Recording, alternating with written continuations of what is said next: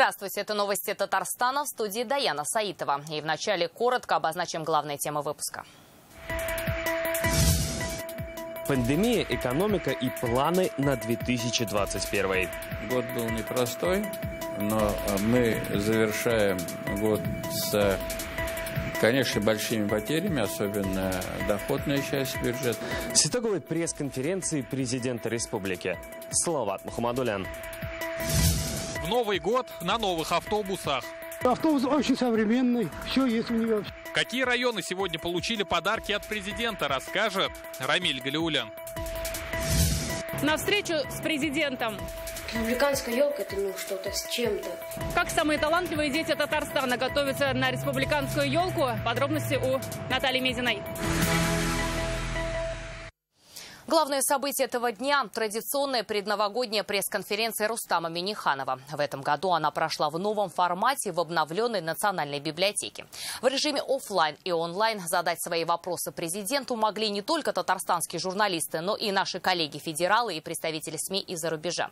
Как нас поменяла пандемия? Почему дистант был ошибкой? Будет ли следующий год менее сложным? И что заказал Деду Морозу президент? Главные акценты встречи у Салавата Мухаммадулина. Традиционная пресс-конференция президента в этом году вместо Дома правительства проходит в Национальной библиотеке. При этом формат остался прежним. Вопросы от журналистов напрямую президенту республики. Добрый день, уважаемые журналисты. Оффлайн, но соблюдая дистанцию. Рустам Минниханов начал встречу с подведения итогов года. Он выдался непростым. Все через призму пандемии. Самоизоляция, дистант в школах, ограничения. Президент отмечает, не все решения были удачными. Но осень и зима показывают, что мы научились жить в новых реалиях. Я считаю, что школы мы зря перевели на дистанционку. Мое мнение, оно однозначно. Дети должны ходить в садик, школьники должны ходить в школу. И вот наша работа после всего этого показывает, что при соблюдении всех норм требований санитарных никаких сложностей в этом нет. На сегодня количество заболевших в республике одно из самых низких по стране. Это результат и перепрофилированных больниц, и мощности новой инфекционки. Уже началась вакцинация учителей и врачей. Президент готов и сам привиться. Нет никаких сомнений, что вакцина, она нужна. И мы, вот мои коллеги, многие в Москве вакцинированы, очень позитивно. Как только я вакцину сделаю, я вам сообщу. В своеобразной вакцине нуждается и экономика. Как отмечает Рустам Минниханов, больше всего пострадала туристическая сфера. Это и гостиницы, и кафе, и рестораны. Дополнительные меры их поддержки сейчас на рассмотрении. На 25% стало меньше иностранных инвестиций. Резервы нашли на внутреннем рынке. Татарстан активно развивает электронную торговлю. К нам пришли федеральные игроки. В плюсе машиностроение и нефтепереработка. Помогли и 23 миллиарда федеральных траншев. В итоге, несмотря на дефицит в бюджете, все государственные программы в республике выполнены. Мы 2 транша получили, 23 миллиарда. То есть половину средств нам компенсировали. Это очень серьезная, очень большая поддержка. Очень большая. Ну и у нас как бы некий жирок был, запас. Но вот за счет этого и, конечно же, участие в разных федеральных проектах, программах. По расходам мы на уровне прошлого года. 2020 отметился и тем, что сразу несколько уроженцев с республики заняли высокие посты в федеральных структурах. Это вице-премьер Марат Хуснуллин, министр Ирик Файзуллин, губернатор Артем Сдунов. Их теперь журналисты называют татарской партией. Татарстан – это школа кадров. Вот у нас Азат Кадыров тоже, он очень нужен нам здесь. Его пригласили в Минспорт. И многих на других позициях у нас представители Татарстана. Татарстанцы активны и за рубежом. Сегодня задали свои вопросы в онлайн и наши журналисты из Англии, Бельгии, Австралии, Египта. Спрашивали про планы группы «Россия. Исламский мир», про празднование 1100-летия со дня принятия ислама в Волжской Булгарии и про онлайн-образование на татарском для детей из-за границы. На связь вышел и телеканал Шаян ТВ. Спрашивают, какой подарок президент ждет от Деда Мороза. Кышбабай болу эшләү. Кышбабайдан нәрсәдер сорау түгел. Кышбабайның ниндер функцияларын үтәү. Любит больше хоккей или гонки? Полетит ли, как Илон Маск, в космос? Президент с детьми много шутил, но был серьезен, когда говорил о значимости канала для татарского мира. Сезнең эшегез, сез балалар булсагыз да зур эш алып барасыз. Бу безнең милләтебез өчен, безнең халкыбыз өчен, безнең киләчәгебез өчен. Ради будущего сейчас Татарстан активно готовится ко всероссийской переписи населения. Рустам Минниханов подчеркнул, это событие не просто статистика. Как Татарстан готовится к переписи и насколько нашему народу нужно быть единым и активным в этот момент? Мы видим в этой работе не количественные, это тоже важно, но и кто, где дислокации, какие у них потребности. Исходя из этого, это очень важное событие для нас. В ближайшие 3 года ключевым событием станет и строительство трассы М-12 Москва-Казань. Президент выразил уверенность, проект будет реализован. Есть несколько деревень, где проходит, да, я их тоже понимаю. В целом для народа это 10 плюсов. Нам вот просто повезло. Несмотря на остроту вопросов, экономический кризис и пандемию, которая еще активна, президент оптимистично смотрит в будущее. Ковид никуда не ушел, он вместе с нами, но мы научились в этой ситуации работать. Салават Мухаммадуллин, Марат Зайдуллин, ТНВ. Казань. Рустам Минниханов возглавил обновленный национальный рейтинг губернаторов, который по итогам года составил Центр информационных коммуникаций «Рейтинг». Президент Татарстана обошел мэра Москвы Сергея Собянина и губернатора Свердловской области Евгения Куйвашева. Как отмечают социологи Института региональных проблем, Рустам Минниханов сумел учесть интересы населения и интересы центра, а в условиях пандемии оперативно ввел жесткие меры и достаточно быстро снял основные из них, что является примером адекватности решений и их подачи. В Новый год на новых машинах сегодня Рустам Минниханов вручил главам районов ключи от школьных автобусов. Автопарк пополнили 70 газов и фордов. Новую технику приобрели за счет средств федерального бюджета. За последние 2 года муниципалитеты республики получили 282 автобуса. Как отметил Рустам Минниханов, главное – создать равные возможности ученикам в городе и на селе. Сегодня более 800 автобусов служат для наших детей. И вот эта федеральная поддержка, огромные слова благодарности нашему президенту Владимиру Владимировичу Путину по его поручению. 70 автобусов мы сегодня получаем. Все для наших детей. Машины соответствуют всем нормам, а за их маршрутами будут следить при помощи ГЛОНАСС.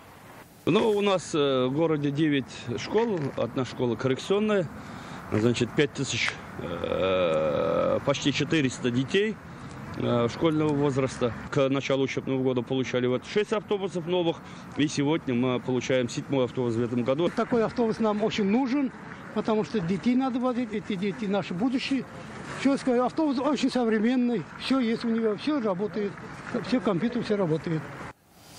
Традиционная республиканская елка в этом году пройдет трижды, но в один день. В этом году из-за пандемии елку организуют в антиковидных условиях. Завтра 8 тысяч самых талантливых детей Татарстана отправятся на главное новогоднее представление. Вход на праздник за особые успехи в учебе, спорте и общественной жизни. А те, кто весь год отлично учился и вел себя хорошо, Наталья Мезина.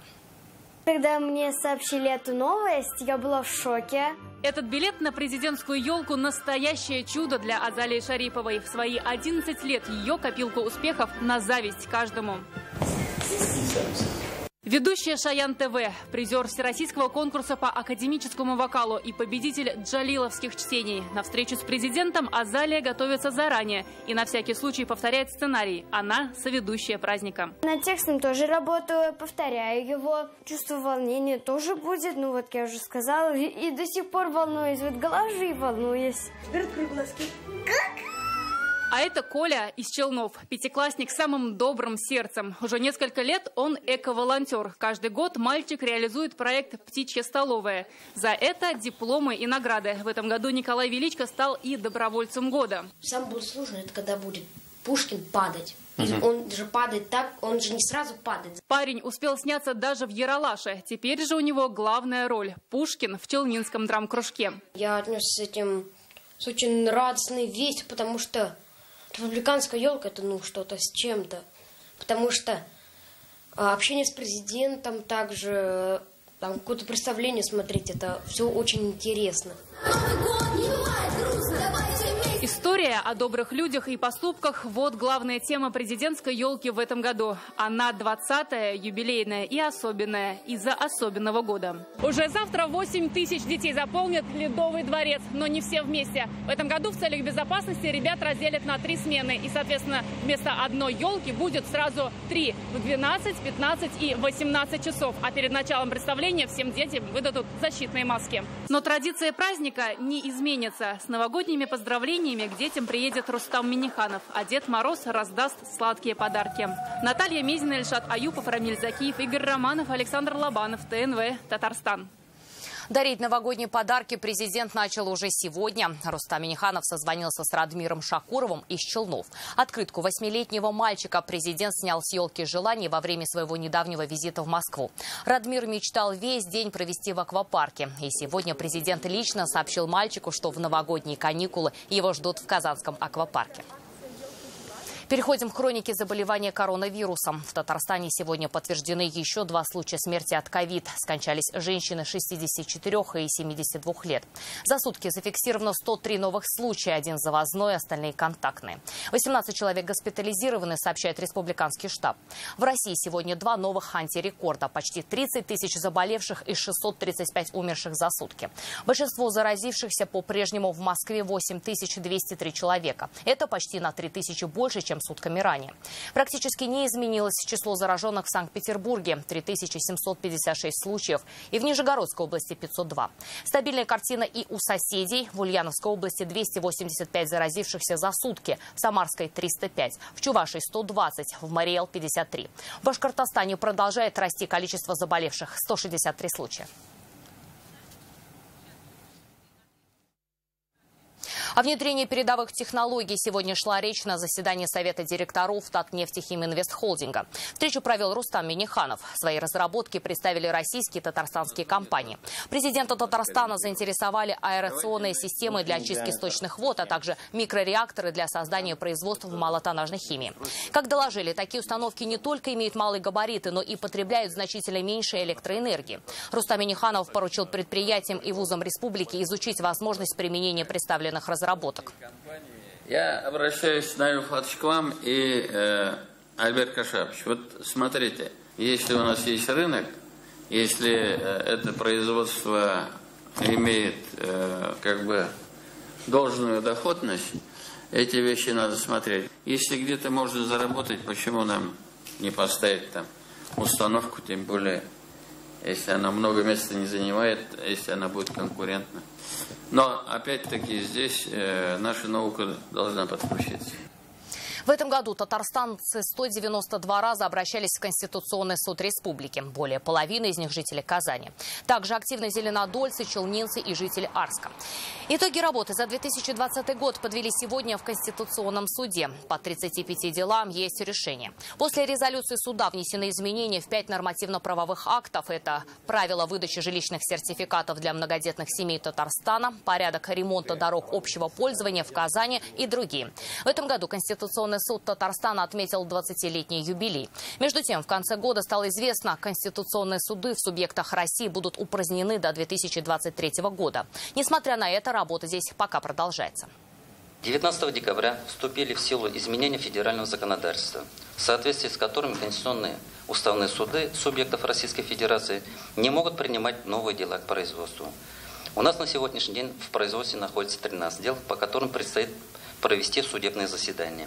Поэтому процесс осуществления Конституционного судопроизводства продолжается, и мы должны также качественно выполнять свою миссию по отправлению правосудия, защите конституционного строя республики, прав и свобод граждан. В следующем году Конституционный суд будет усиливать работу по правовому просвещению населения. Итоговое совещание завершилось награждением тех, кто внес особый вклад в развитие ведомства. Наш канал наградили благодарственным письмом за всестороннее освещение деятельности суда. В Татарстане посадили на 4 года первого в России осужденного за полицейское рабство. Как Аксубаевский суд вошел в историю Фемиды, читайте в интернет-газете «Реальное время». Татарстанские единороссы намерены сохранить свое представительство в 15 депутатов в новом созыве Госдумы. Об этом сегодня заявил Фарид Мухаммедшин на итоговом в этом году заседании Президиума регионального политсовета «Единой России». Сегодня партийцы обсудили реализацию партийных проектов и наградили лауреатов конкурсов. Первоочередная задача на будущий год – проведение внутрипартийного голосования праймерис для определения своих кандидатов для Думской избирательной кампании. Ставим задачу сохранить представительство количественно такое, которое было на сегодняшний день. 15 депутатов. Задача будет непростой, задача серьезная. Сегодня в Госсовете Республики фракция КПРФ подвела итоги года. В 2020 году региональное отделение провело 11 заседаний, 7 пресс-конференций и рассмотрело больше 600 обращений жителей. Особо важными коммунисты назвали вопросы медицины, образования, сферы ЖКХ. Говорили партийцы и о юбилейных датах. Год у нас был юбилейный, 150 лет со дня рождения Ленина, 75 лет Великой Победы, столетие ТАИСР. Я участвовал в организационном завершающем заседании комиссии РФ и РТ по подготовке проведения столетия ТАИСР. Отрадно о том, что много сделано, много социальных объектов завершены. Казань станет местом проведения 45-й сессии Комитета всемирного наследия ЮНЕСКо. Пройдет она через 2 года. В Доме правительства сегодня обсудили оргвопросы ее проведения. Совещание провел президент Рустам Минниханов. Инициативу республики поддержал Владимир Путин. При принятии решения учитывалась роль и значимость Татарстана в евразийском культурном пространстве. Напомним, в республике в список ЮНЕСКо включены 3 объекта. Это Казанский Кремль, Болгарский историко-археологический комплекс, Успенский собор и монастырь острова Града-Свияжск. Рустам Минниханов отметил, необходимо создать республиканский штаб, который должен оперативно подготовить план мероприятий. При принятии решения учитывалась роль и значимость Татарстана в евразийском культурном пространстве, как в историческом прошлом, так и в настоящее время. Экипаж 17-кратного победителя Дакара КамАЗ-мастер вылетит в Саудовскую Аравию в субботу, где примет участие в очередном ралли-рейде. Об этом сегодня на пресс-конференции в Москве рассказал руководитель команды Владимир Чагин. 7-кратный призер марафона отметил, грузовики прибыли на Аравийский полуостров еще 10 дней назад. Напомним, гонка стартует 3 января и продлится 12 дней. Представит России в грузовом зачете экипажи действующего чемпионата Дакара Андрея Каргинова, прошлогоднего покорителя ралли-марафона Антона Шибанова, а также экипажа Айрата Мардеева и Дмитрия Сотникова. Весь год готовились, мечтали. В этом году очень мало было соревновательной практики, тренировочных сборов. И все очень ждут предстоящего Дакара. Конечно, все верим в то, что все состоится. Необычный способ выразить свою любовь к родному краю и односельчанам выбрал житель Муслюмовского района Тагир Зарипов. Свое новогоднее поздравление он сделал из снега на льду местной речки в деревне Варяжбаш. Заветную фразу «Я наел Белен» Тагира обрисовал 3 дня. Это фото, сделанное с высоты птичьего полета с помощью коптера, пересылают друг другу и взрослые дети.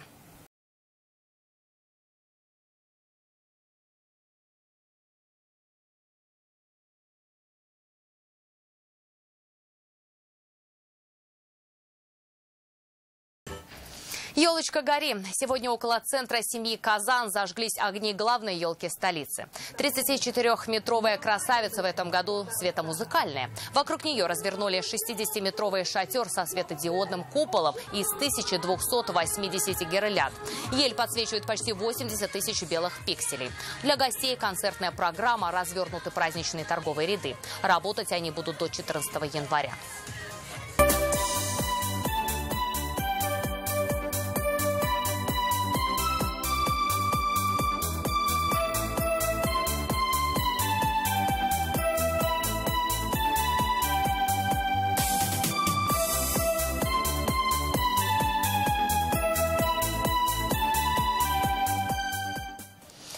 На этом у нас все. Еще больше новостей в наших соцсетях ВКонтакте, Инстаграм. Сейчас прогноз погоды. До встречи.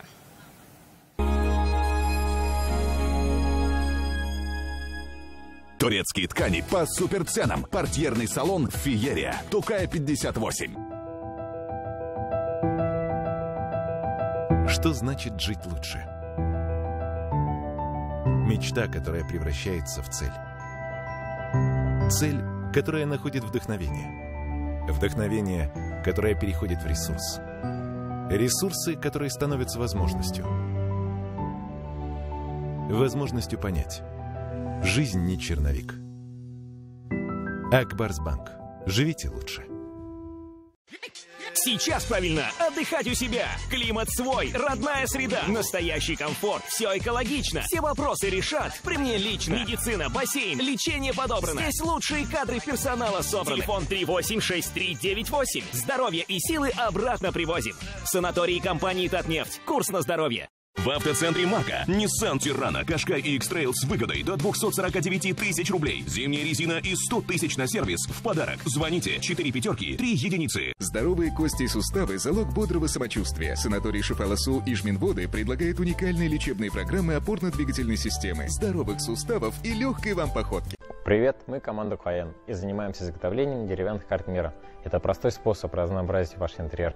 Выбери наше сочетание цветов или же создай ее сам, а подсветка точно не оставит ее без внимания. Закажи в декабре нашу карту и получи ночник в подарок. Если ваша любимая болтает и болтает и болтает по телефону, это говорит о много. 500 минут по Татарстану за 350 рублей в месяц. И у вас тариф много минут от оператора «Летай». Подключай, болтай, летай. Поздравляем с новосельем, доченька. С новым счастьем.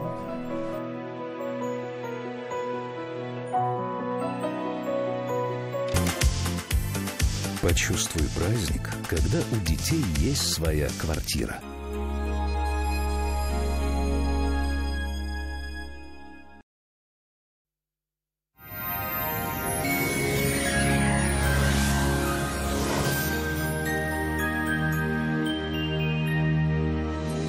Здравствуйте! Время новогодних подарков от Данил Мастер. Только до 31 декабря. При заказе шкафа-купе комод в подарок. Данил Мастер. Телефон в Казани 2 167 166. Что значит жить лучше?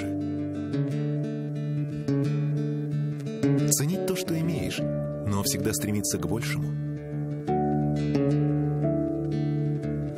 Превращать свои ресурсы в возможности, а возможности в результаты. Чтобы каждый твой новый день был еще лучше предыдущего. Потребительские кредиты с выгодными ставками от Акбарсбанка. Живите лучше. Спонсор выпуска ПАО «Акбарсбанк». Живите лучше.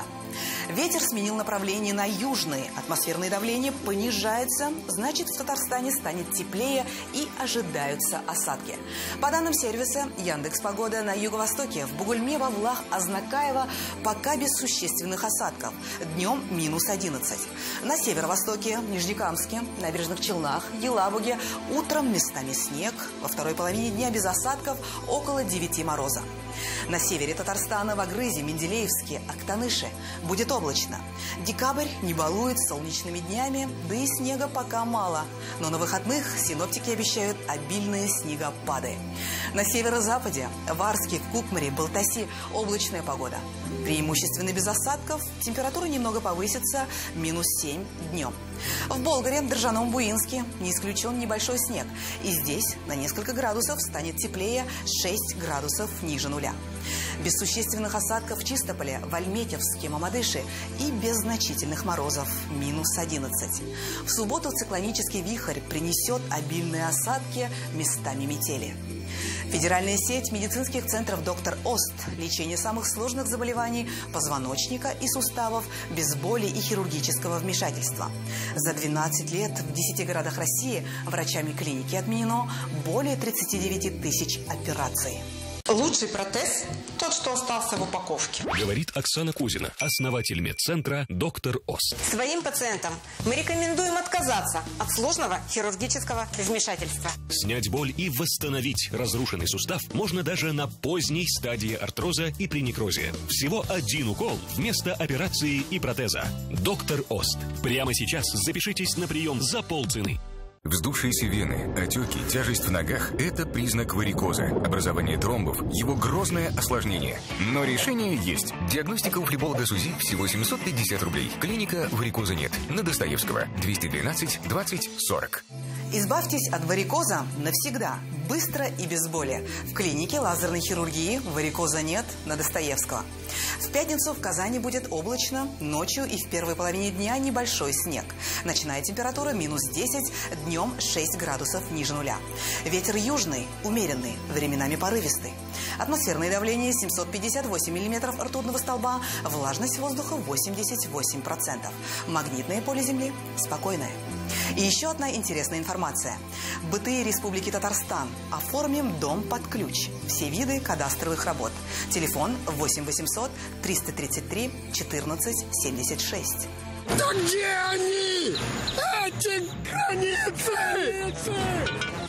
Если делать по уму, в БТИ пора ему! Определение границ по закону. Понятные границы вашего участка с документами. БТИ Республики Татарстан. Если делать по уму.